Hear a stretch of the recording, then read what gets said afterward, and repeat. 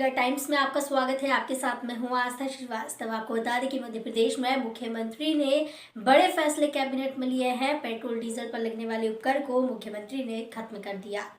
Shivraj cabinet में बड़े फैसले लिए गए हैं। मध्य प्रदेश में डीजल पेट्रोल के टैक्स पर लगने वाले उपकर को प्रदेश सरकार ने खत्म कर दिया। कैबिनेट में सरकार ने मिलावट पर बड़े फैसले किए। मिलावटखोरों पर सख्त कार्रवाई की जाएगी। सरकार सख्त हो गई है। 3 साल की सजा के प्रावधान को आजीवन कारावास में बदल गया है। एक्सपायरी डेट की दवा बेचने पर 5 साल की सजा होगी। इंटरपोल से नकली कोरोना वैक्सीन का सरकार को इनपुट मिला है। ग्वालियर में नकली प्लाज्मा बेचने की घटना हो चुकी है। गौण खनिज अधिनियम 1996 में संशोधन को मंजूरी। 31 गौण खनिज को किया गया शामिल। ऑनलाइन आवेदन पर मिलेगा पट्टा। पत्थर से रेत बनाने का काम भी अधिनियम में शामिल। पट्टाधारी गौण खदानों में 75% लोग मध्य प्रदेश के होंगे। फार्मासिस्ट का पद मेल नर्स जेल विभाग के लिए मंजूर हुआ।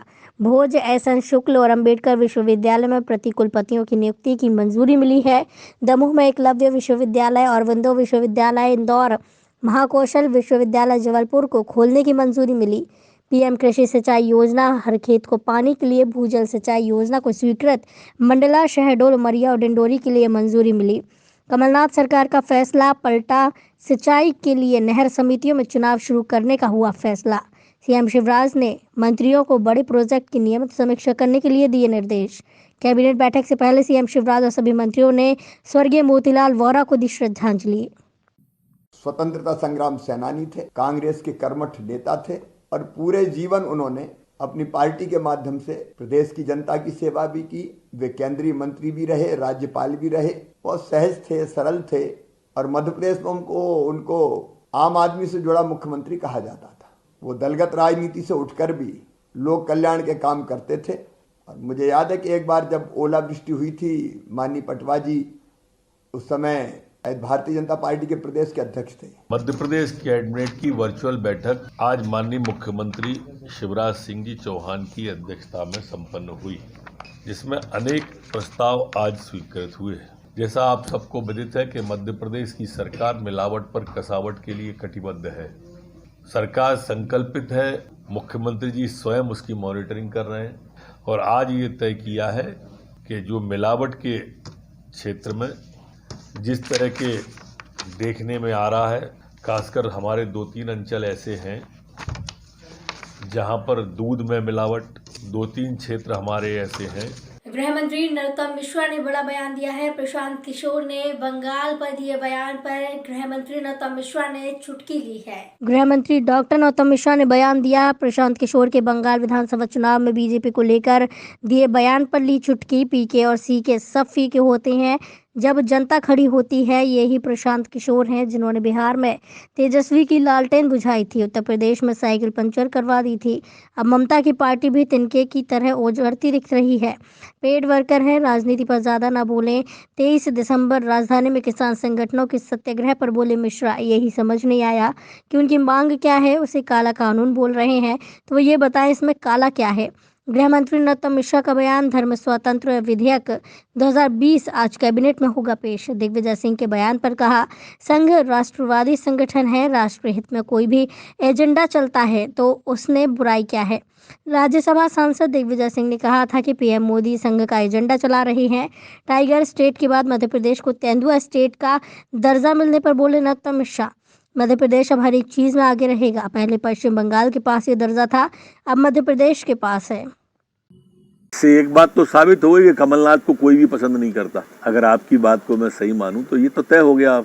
और मेरी बात की ओर ही बढ़ रहे हैं आपके, ये चले जाएंगे। अब कोई बने, जो बनेगा हम स्वागत करेंगे उसका, बुके भेंट करेंगे, माला पहनाएंगे। यही उदाहरण है भाजपा शासित राज्यों का।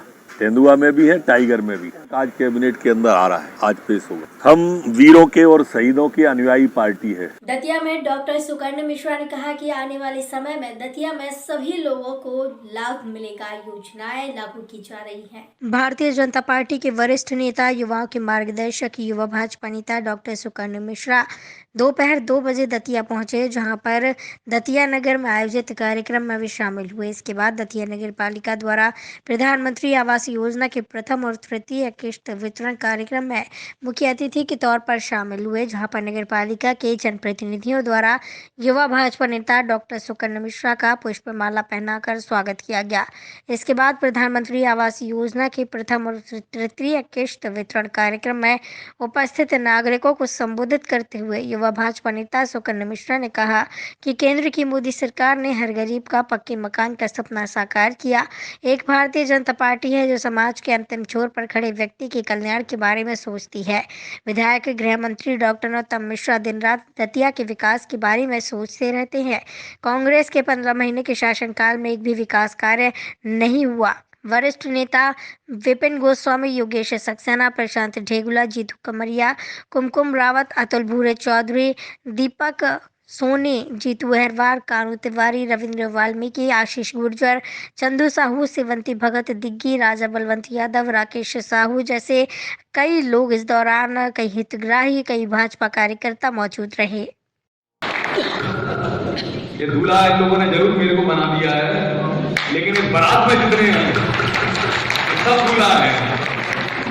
मन से कहने लगे आदरणीय सुकन्या मिश्रा जी, अरे आप सबका बच्चा हूं, 15 साल से आप मेरे को देख रहे हो। बॉस ने कभी ये मेरे को अहंकार नहीं होने दिया कि तेरे को नेता बनना है या आगे बढ़ना है। हम सब के नेता जिन्होंने दतिया को 2008 से 2020 तक विकास के नए नए आयाम दिखाए, हमने जो कल्पना नहीं की थी ऐसे विकास कार्य माननीय डॉक्टर नरोत्तम मिश्रा जी ने आपके बीच में करे हैं। आप मुझे बताओ 2008 में किसी ने भी नहीं सोचा होगा। अखिल भारतीय महासभा के द्वारा ग्वालियर में धरना प्रदर्शन किया गया है। अखिल भारत हिंदू महासभा के द्वारा ग्वालियर महाराज बाड़ा पर धरना प्रदर्शन किया गया, जिसमें उन्होंने कहा कि ग्वालियर नगर पालिका निगम सीमा में सफाई टैक्स लागू नहीं किया जाए। कोविड-19 के कारण आम जन आर्थिक रूप से परेशान है। ऐसे में कोई भी संपत्ति कर की दरों में बढ़ोतरी न की जाए। दौलतगंज में सार्वजनिक प्राचीन महादेव मंदिर पूर्व में बल्लभदास कृष्णदास की संपत्ति से लगा है, जिसमें मोनू उर्फ करतार सविता नगर निगम का स्थायी कर्मचारी सुपुत्र प्रहलाद सविता और मनोज सविता हजारीलाल सविता ने कब्जा कर पुराने कुआं को बंद कर शिव महादेव परिवार प्रतिमा को अपमानजनक स्थिति में रखकर अपने परिवार का कहकर हिंदुओं की भावनाओं के साथ कुठाराघात कर किसी को भी दर्शन नहीं करने दिए जाते।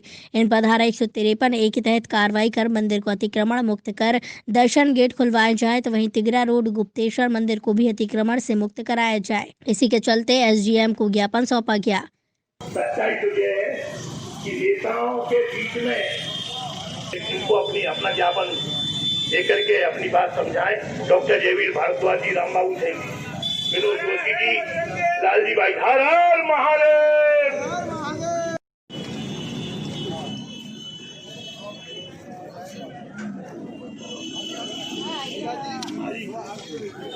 देखिए, सबसे बड़ी बात तो ये है कि हिंदू महासभा हमेशा आंदोलन करती रही है जनता के हित में, और जितने भी राजनीतिक दल हैं, कांग्रेस, भारतीय जनता पार्टी, सपा बसपा, ये दल नहीं है, गिरोह हैं।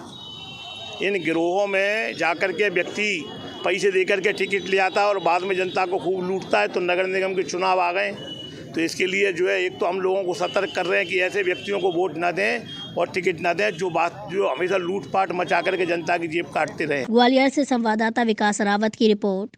पूर्व विधायक के बिगड़े बोल, कमलनाथ सरकार की कुत्तों से कर दी तुलना। रतलाम जिले के ताल में शासकीय महाविद्यालय के उद्घाटन के दौरान आलोट के पूर्व विधायक जितेंद्र गहलोत के बिगड़े बोल सामने आए। अपने संबोधन में उन्होंने कमलनाथ सरकार के कार्यकाल की जमकर आलोचना की और कमलनाथ सरकार और उनके मंत्रियों की तुलना भूखे कुत्तों से कर डाली। इस दौरान मंच पर विधायक जितेंद्र गहलोत के पिता और केंद्रीय सामाजिक न्याय और अधिकारिता मंत्री थावरचंद गहलोत, मध्य प्रदेश शासन के उच्च शिक्षा मंत्री मोहन यादव और क्षेत्रीय सांसद अनिल फिरोजिया मौजूद थे। पूर्व विधायक जितेंद्र गहलोत ने अपने संबोधन के दौरान कमलनाथ सरकार के द्वारा विभिन्न योजनाओं में भ्रष्टाचार और केंद्र की कई योजनाओं को अपने नाम से श्रेय देने की बात करते हुए कहा कि आप तो सभी जानते हैं कि कितने समय से कांग्रेस का सरकार सत्ता में नहीं थी और सभी लोग भूखे थे। जब भूखे कुत्तों को कुछ खाने को मिलता है तो वो इस तरह खाने पर टूट पड़ते हैं। ऐसा ही हाल कमलनाथ सरकार और उनके मंत्रियों का था। जितेंद्र गहलोत ये भी भूल गए कि जिस कमलनाथ सरकार और मंत्रियों पर वो निशाना साध रहे हैं, उनके लिए अपशब्द बोल रहे हैं। उनमें से अब कई मंत्री भाजपा सरकार में भी हैं।